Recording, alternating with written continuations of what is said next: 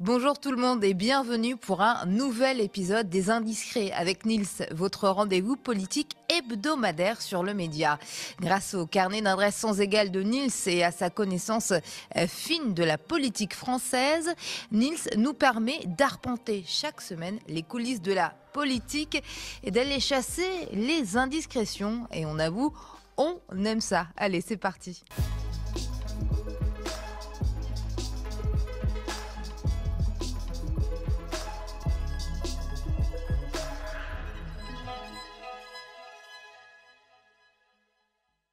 Au sommaire, cette semaine, Macron s'en va en guerre. La stratégie du choc pour justifier l'augmentation du budget de la défense a sidéré le personnel politique.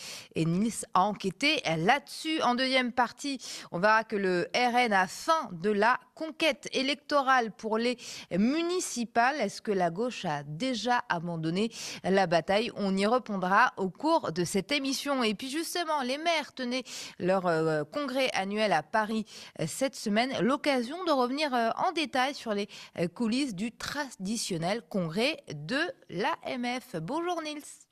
Salut Amira, salut à toutes et à tous. Alors on le disait en début, en introduction, Macron s'en va en guerre. Oui, c'est la guerre, hein. Enfin, en tout cas, ça y ressemble de plus en plus à écouter nos généraux, et en particulier le premier d'entre eux, Fabien Mandon, rien de plus que le chef d'état-major des armées. Regardez cet extrait de son discours, bon, qui a beaucoup tourné, mais regardez-le quand même. Le moment, pour moi, est particulièrement grave. Alors, je ne veux pas dépeindre un tableau trop noir, mais le président de la République me demande de lui permettre de protéger les Français et les Françaises, de protéger nos intérêts, de protéger notre pays dans toutes les circonstances. Si notre pays flanche parce qu'il n'est pas prêt à accepter de perdre ses enfants, parce qu'il faut dire les choses, de souffrir économiquement parce que les priorités iront à de la production de défense, par exemple. Si on n'est pas prêt à ça, alors on est en risque. Voilà, donc si notre pays flanche, c'est parce qu'il n'est pas prêt à accepter de perdre ses enfants. C'est vrai, on le disait, tu le disais au sommaire de cette émission, c'est des propos qui ont suscité la sidération, mais aussi évidemment les critiques d'une partie de la classe politique à gauche comme à droite et à l'extrême droite. Et à gauche notamment, Fabien Roussel et Marine Tondelier ont dit leur désaccord avec ce discours, notamment Marine Tondelier qui rappelle non sans justesse que les propos de Mandon sont tombés la même semaine que la Journée internationale des droits de l'enfant. C'est vrai que ça l'affiche mal, mais c'est Jean-Luc Mélenchon, sans surprise, qui a sorti vraiment l'artillerie lourde contre Mandon. Ce n'est pas à lui d'aller inviter les maires, ni à qui que ce soit à des préparations guerrières décidées par personne. C'est ce qu'a dit Jean-Luc Mélenchon donc, sur le réseau social X. Et Jean-Luc, comme on le surnomme, a mis sa plus belle cravate et sa tenue de présidentiable pour en remettre une couche sur sa chaîne YouTube. Chacun doit être à sa place pour pouvoir ensuite être chacun, le cas échéant, à son poste. Nous ne voulons pas de la guerre. Elle n'a rien d'inéluctable à cette heure. Et si elle devait avoir lieu, c'est parce que ceux qui en décident l'auraient voulu. Ou bien parce que la diplomatie aurait échoué. Personne à cette heure ne peut prononcer cet échec. Alors, sur la forme, c'est vrai que le patron de LFI n'a pas complètement tort. C'est la sortie de Mandon est problématique parce qu'en réalité, c'est au président de la République qui est aussi le chef des armées ou à la ministre des Armées qui représente le gouvernement de venir s'exprimer devant les élus des Français, que sont les maires, et pas un gradé aussi élevé soit-il. Alors Nils, c'est vrai que le discours de Monsieur Mandon a fait beaucoup de bruit, donc tu as enquêté là-dessus, bien évidemment. Qui t'a donné quelques réponses? T'as interrogé l'Élysée là-dessus? L'Élysée, effectivement, très curieusement, n'a pas réagi aux propos du général Mandon. Alors, est-ce qu'il faut comprendre que le président est en accord avec son chef d'état-major? Solliciter le service presse de l'Élysée n'a pas réagi effectivement au moment où on enregistre cette émission, mais signe quand même que la communication anxiogène du CEMA, comme on le surnomme, hein, le chef d'état-major des armées, suscite l'émoi. La porte-parole du gouvernement tente de rattraper le coup comme elle peut ce matin dans la matinale de TF1. Écoutez-la. Placer, replacer ces propos dans leur contexte. Le chef d'état-major des armées parlait de tous ces enfants de la nation qui sont engagés dans l'armée française. Certains sont tombés au combat et on ne peut pas l'ignorer. Il parle de souffrir économiquement, il parle des enfants, il ne dit pas juste les soldats peuvent mourir au combat, ça tout le monde le sait malheureusement. Et il utilise un langage militaire qui est le sien maintenant. Voilà, donc c'est une communication calamiteuse, hein, jusqu'au bout. L'exécutif sort les rames, mais au fond, si l'Élysée ne répond pas, n'est-ce pas parce que le président, tout simplement, est aligné sur les propos de son chef d'état-major, qui ne dit mot consent, hein, comme dit l'adage. Un confrère qui connaît bien le monde militaire que j'ai consulté me dit non, mais en réalité, personne n'avait relu le discours effectivement de Mandon. Il est en roue libre. Et puis, effectivement, il y a une ambiance aussi un peu de fin de règne à l'Élysée sur fond de rivalité en fait entre les services, et notamment le général Mandon est détesté en fait par la cellule diplomatique du président. Et donc, tous les coups sont un petit peu permis dans ce climat, voilà, de coups tordus. Et c'est aussi ce que, effectivement, révèle le journaliste Jean-Dominique Mercier, qui est spécialisé sur les questions militaires. Alors, il a son site, il était avant à l'Opinion, désormais, il a son site Secret Défense. Il explique, hein, je cite, deux voix très respectées dans les milieux de la défense jugent l'épisode catastrophique. Et l'un de ses autres interlocuteurs trouve l'intervention de Mandon stupide sur le fond et intolérable en termes institutionnels. Alors, ce qui est sûr, en revanche, c'est que le côté sacrificiel, hein, exalté par le général Mandon correspond bien à Emmanuel Macron, qui a plusieurs fois fait part de cette ligne, hein, sur le sujet militaire. Rien que l'année dernière, c'était à Plumelec, en Bretagne, pour le coup d'envoi des cérémonies pour le 80e anniversaire du débarquement. Regardez cette séquence. Comme les maquisards et les SAS de Saint-Marcel, vous rappelez que nous sommes prêts à consentir au même sacrifice pour défendre ce qui nous est le plus cher, notre terre de France et nos valeurs républicaines. Je sais notre pays, fort d'une jeunesse audacieuse, vaillante, prête au même esprit de sacrifice que ses aînés. Voilà, donc déjà le mot sacrifice, hein, qui revient dans la bouche du président. Bref, le discours du chef d'état-major devant les maires ne doit probablement rien au hasard. J'ai interrogé un ancien conseiller de la Macronie qui me dit sur le régalien, hein, Macron est à la ramasse.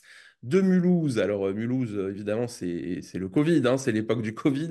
À Mariupol, nous sommes en guerre. Or, les seuls à pouvoir se préparer, c'est l'OTAN, pas la France seule. On va envoyer qui se battre avec quelles armes? En tout cas, pas nos enfants. Voilà, donc c'est ce que me dit cet ancien conseiller, hein. Donc Emmanuel Macron essaye un peu de se remettre, voilà, dans le jeu de la politique française via cette responsabilité des armées qui est la sienne. Mais c'est vrai que cette communication du chef d'état-major apparaît très alarmiste, très catastrophique.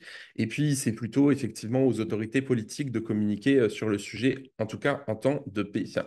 Alors, il y a aussi une portée très symbolique, hein, dans cette communication, puisque devant les maires, hein, je le rappelle, on était au congrès de l'AMF, le 107e congrès de l'AMF qui se tient à Paris, puisqu'au moment de la conscription, quand il y a un appel au drapeau, ce sont les communes en fait qui portent le poids de la mobilisation.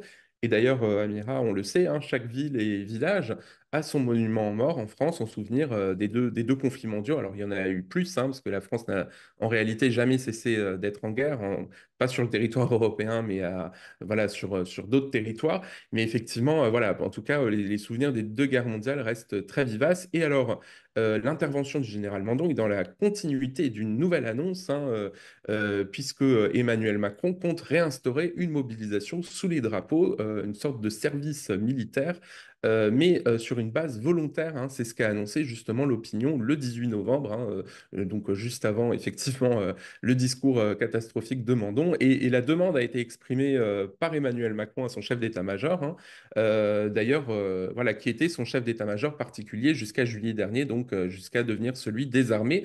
Et donc, effectivement, on peut penser qu'à 1 an et demi de la fin de son mandat, le président de la République, hein, souhaite en faire un héritage fort de son passage à l'Élysée et devrait prochainement faire des annonces. En tout cas, c'est ce qu'expliquait l'opinion cette semaine. Alors, Nils, il y a un autre paramètre à prendre en compte, bien évidemment, c'est l'actualité politique de ces dernières semaines. Ce sont les débats sur le budget à l'Assemblée nationale. Oui, parce qu'on a peu écouté en fait la deuxième partie du message du général Mandon qui est si notre pays flanche, donc pas parce qu'il n'est pas prêt, pardon, à accepter de perdre ses enfants, parce qu'il faut dire les choses, de souffrir économiquement, parce que les priorités iront à la production de la défense.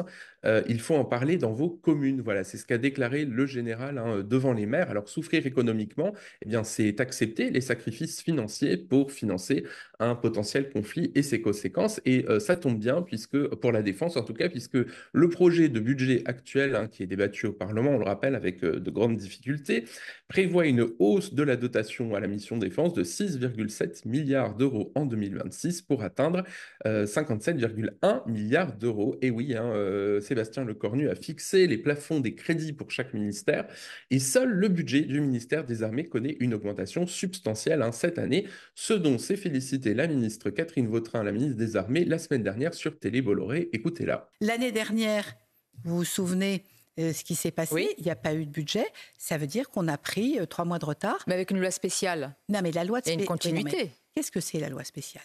C'est le montant des recettes divisé par 12. Comme là, j'ai une augmentation de 13%. Et donc, je vous l'ai dit tout à l'heure, 6,7 milliards. Par définition, je ne peux rester que C'est sur bien clair. ce qui était budgété en 25, alors que normalement, j'ai 6,7 milliards de plus. Donc, pas de budget, pas d'augmentation. Ça veut dire oui des commandes, mais moins de commandes. Voilà, donc selon Macron et une partie du personnel politique et de nos généraux, la guerre en Ukraine et le retour de Trump au pouvoir aux États-Unis nécessitent cette hausse budgétaire. Et au fond, soyons simples. Pour être libre dans ce monde, il faut être craint. Pour être craint, il faut être puissant. La nation, pour cela, doit être plus forte. Car c'est à la nation avant tout de défendre la nation. C'est donc une doctrine du choc qui est énoncée par Macron à plusieurs reprises et qui est répercutée par le chef des états-majors. Même discours au fond il y a un mois, tenu par le même général, c'était devant la commission de la défense à l'Assemblée. Voilà, c'est les députés qui s'occupent des questions militaires, plus précisément. Regardez. Le premier objectif que j'ai donné aux armées, c'est de se tenir prête à un choc dans 3-4 ans qui serait une forme de test. Rien de neuf sous le soleil, Amira, sauf le recours à l'émotion en citant les enfants. Voilà. Les fameux Ce qui enfants. Eh Ça, oui, ça fait voilà. peur, Donc, bah oui, bah, toi qui es maman, enfin voilà, toutes les personnes qui ont voilà, un enfant ou des enfants, évidemment, ça provoque un choc psychologique chez les Français. Et puis, selon plusieurs sources que j'ai contactées au sein de la Macronie ou au sein de l'exécutif, il y a un peu un côté manipulateur, finalement, à tenir ce type de discours devant les maires. Et on rappelle que c'est du Macron tout craché. Depuis le Covid, il a plutôt tendance à gouverner par la peur. Souvenez-vous, en 2020, cette annonce martiale. Nous sommes en guerre.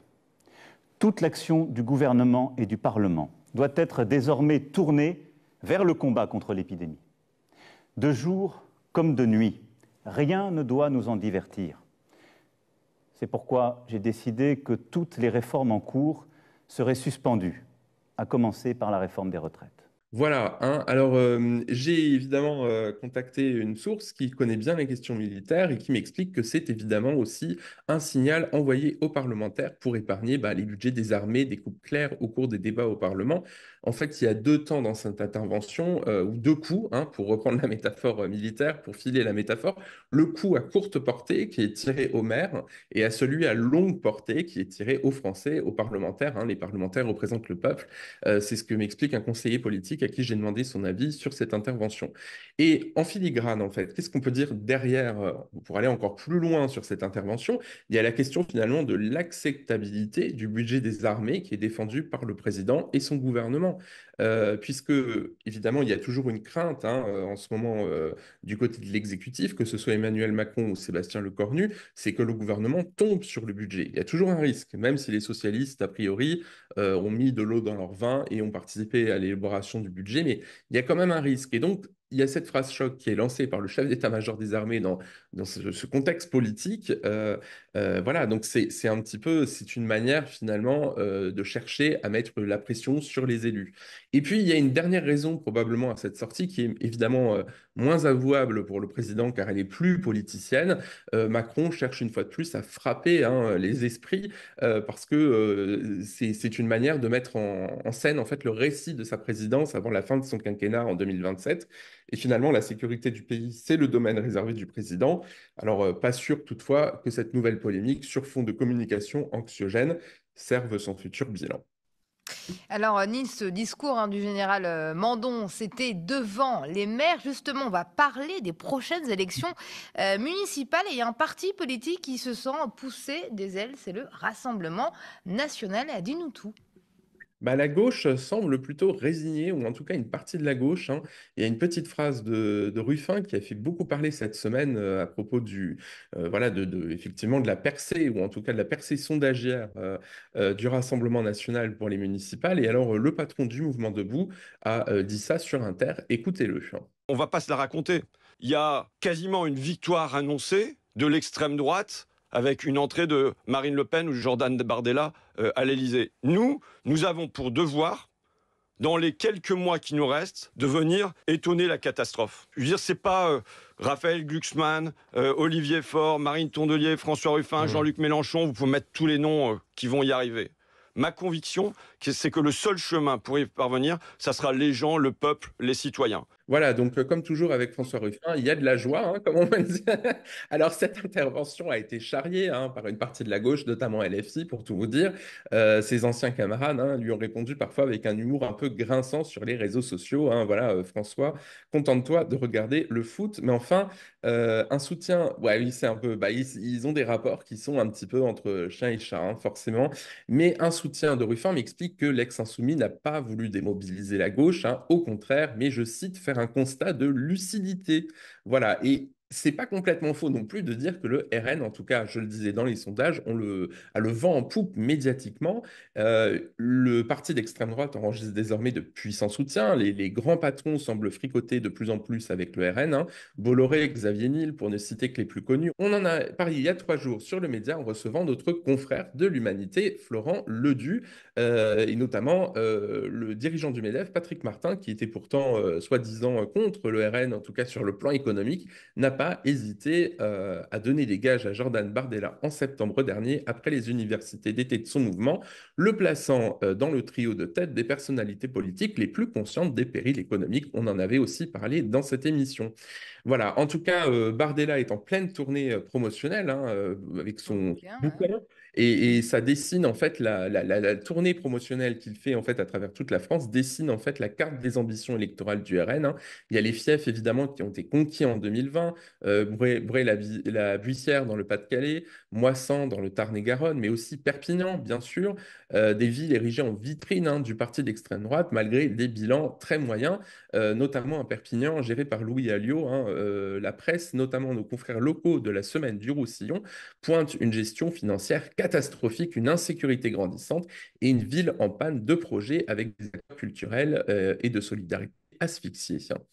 D'ailleurs, Nice, on va en reparler hein, de ces municipales avec notre invité qu'on a eu la semaine dernière, que j'ai eu plaisir à recevoir, le conseiller politique hein, Jean-Bernard Gaillot-Renucci. J'espère qu'il sera très vite avec nous.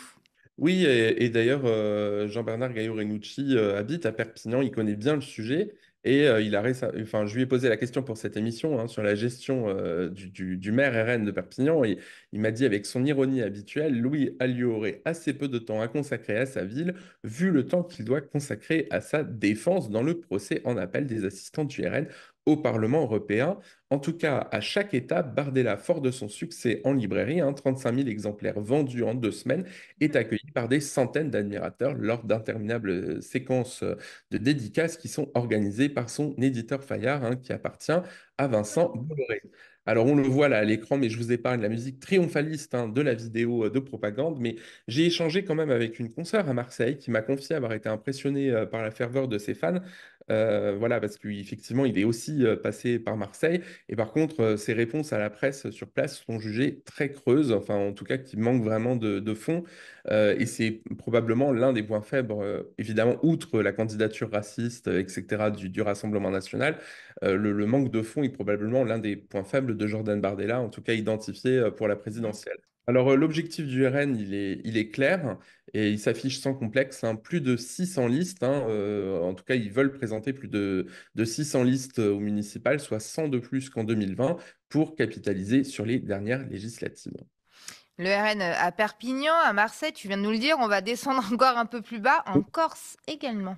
Et oui, le RN soutient le candidat au municipal à Bastia, Nicolas Battini, un identitaire local qui rêve de conquérir l'île aux élections territoriales en défendant les identités régionales. Alors c'est plutôt étonnant parce que c'est en contradiction avec le discours national du RN, hein, qui avait toujours insisté sur l'indivisibilité du pays. Et Le Point, effectivement, cette semaine, pointe dans un article effectivement cette contradiction dans le discours du Rassemblement national, mais qui n'est pas totalement surprenante en fait, hein, parce que pour une partie des militants en Corse, le discours anti-arabe a pris le pas sur le discours indépendantiste. Et donc l'idée, en tout cas telle que le décrit Le Point, n'est plus d'exalter et de défendre l'identité corse contre la France, mais bien au contraire, grâce à elle, en faisant de la corsité une espèce de composante finalement irréductible de l'identité nationale face aux assauts supposés du wokisme, hein. On utilise des gros guillemets, et de l'islamisme. Bref, c'est évidemment un discours qui est démagogue et raciste.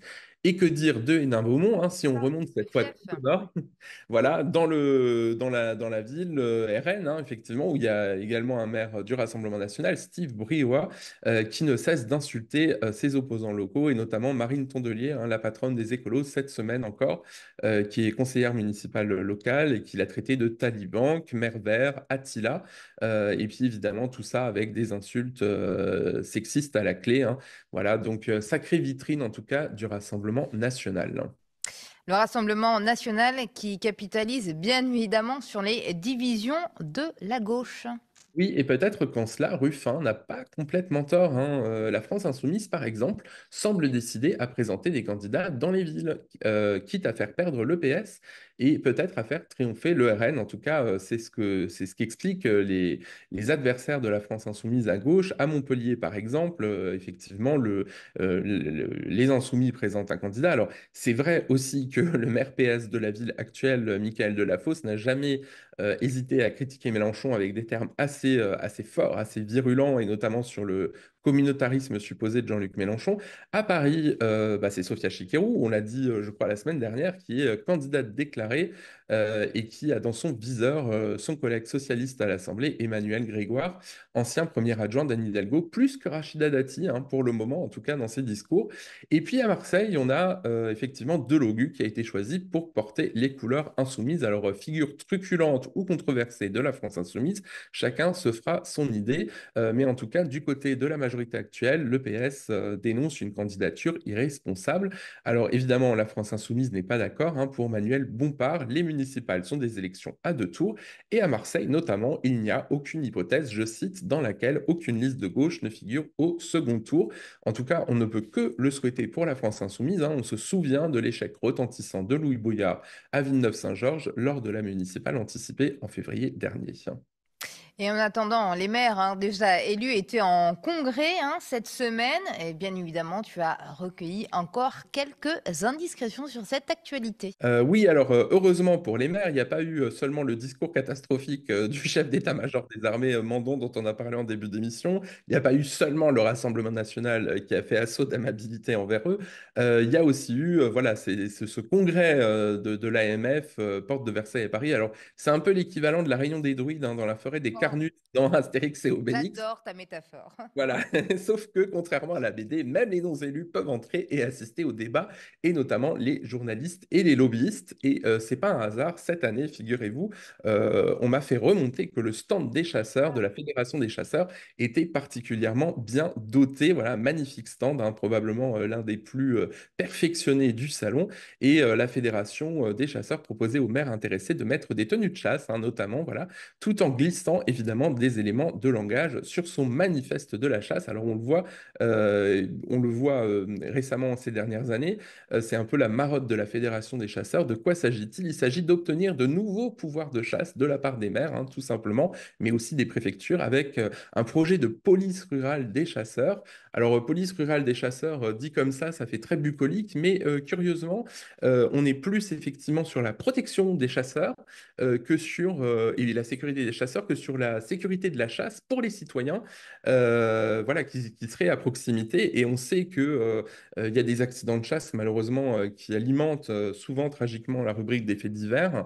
Donner des pouvoirs étendus en matière de police de proximité à des personnes, à des chasseurs qui sont déjà très controversés, c'est quand même un point qui fait sérieusement débat, surtout que selon plusieurs juristes, ce serait anticonstitutionnel. Mais le lobbying des chasseurs ne se fait pas uniquement au Salon des maires, hein, il se fait aussi au niveau de l'État. On rappelle que la République possède toujours les chasses de Chambord. Dis donc, ça fait très chic, hein, dans ce magnifique château Renaissance. Pour des invités politiques et diplomatiques, triste sur le volet, voilà, 20 minutes notamment en avait parlé. Pour aller plus loin sur les liens entre l'Association des maires de France et la Fédération des chasseurs, cette année, près de 200 maires de l'Aube, dont François Baroin, ont signé ce manifeste de chasse, donc des chasseurs. Le maire de Troyes participe chaque année à la grande battue organisée par les Soufflets, une célèbre famille de céréaliers. C'est ce que rapportaient nos confrères de Capital. Et selon l'Expansion, François Baroin chasse régulièrement le sanglier à Pont-sur-Seine, donc toujours dans son fief de l'Aube, en compagnie de notables locaux. Et puis c'est un chasseur depuis sa plus tendre enfance, hein, c'est ce qu'avait révélé le Figaro. Voilà, bref, l'AMF semble rester la chasse gardée des chasseurs. Ah, quel joli jeu de mots, Nils. Allez, petite devinette, bien évidemment, tu vas répondre. Quelle personnalité a été accueillie à ce congrès comme une rockstar? Petit indice, c'est un ancien président. Alors, surprise générale, François Hollande, l'ancien président de la République, a reçu une ovation des édiles, hein, avant de participer à un débat organisé par l'AMF mardi. Alors, c'est vrai que ça peut surprendre, hein, quand même, d'autant que c'est Hollande qui avait quand même coupé les budgets des maires en son temps avec une cure d'austérité sans précédent imposée aux collectivités et notamment aux villes. Et un témoin de la scène m'a rapporté, décidément, on n'est jamais aussi populaire que quand on quitte l'Élysée. Voilà, donc François Hollande, effectivement, applaudit. Alors, on l'a vu à l'AMF s'inquiéter pour les édiles, de plus en plus sollicités par des personnes en grande difficulté sociale, hein, en situation de précarité ou carrément de pauvreté. Et nos confrères d'acteurs publics ont pu interroger le président sur cette question. Regardez ça. Ah, c'est vrai qu'il y a une montée de toutes les formes de précarité et que la première collectivité à laquelle ces personnes s'adressent, c'est la commune et les CCAS. Il y a des moyens qui sont dégagés. Pour les communes, ça devient de plus en plus lourd. Il y a ce que font les départements, il ne faut pas l'oublier, parce que c'est un élément important de la solidarité de proximité. Il y a ce que font les CAF. Alors, on peut se dire quand même, est-ce qu'il ne serait pas un moment logique de coordonner, de regrouper, de trouver des formes plus simples, à la fois pour les administrés, les usagers, et pour les collectivités. Je crois c'est pas un effort de rationalisation, c'est pas simplement pour faire des économies, c'est un moment pour bien identifier les familles, les personnes, et pour éviter qu'elles tombent dans une forme de dépendance. Voilà, et donc pour l'ex-président socialiste, hein, il faut éviter la dépendance, je cite, aux prestations sociales. Alors on rappelle quand même qu'en France, que le taux de non-recours oscille aux alentours de 40%, hein, selon le CESE, c'est énorme. 34% pour le RSA, 30% pour l'assurance chômage, 25% pour la CMU. Donc ça veut dire que toutes ces personnes, en fait, ne touchent pas de prestations sociales de la part de l'État, des prestations auxquelles elles ont droit. Mais ça, évidemment, l'ancien président socialiste n'en parle pas. En tout cas, l'offensive de charme de François Hollande face au maire est le fruit d'une patiente reconquête, hein, depuis qu'il a quitté l'Élysée. Il avait signé en 2020 la préface du livre Destin de maire aux éditions de Boré par les journalistes Florent Buisson et Nicolas Dacuna. Lui qui fut maire de Tulle, hein, son fief corrézien pendant un mandat, rendait hommage au maire qu'il compare à un chef de famille auquel le citoyen s'adressera en toutes circonstances, en tout lieu et sur tous les sujets, qui va personnifier la collectivité et qui affronte le malheur et le drame, mais exprime aussi la compassion et la solidarité. Alors, au vu des applaudissements qui lui ont été décernés, on peut penser que l'opération réhabilitation est en partie réussie.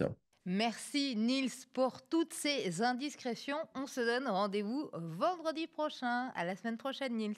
Et je m'en réjouis. Merci beaucoup et à bientôt à toutes et à tous. Et vous l'aurez compris, c'est la fin de cette émission, une émission qui n'existe que grâce à vous. Alors continuez de soutenir La Riposte. Notre campagne citoyenne est cruciale pour soutenir une chaîne d'infos indépendante et populaire, peut-être bientôt sur la TNT francilienne. Allez, c'est fini pour cette semaine. On se retrouve vendredi prochain. En attendant, excellente suite des programmes sur le média.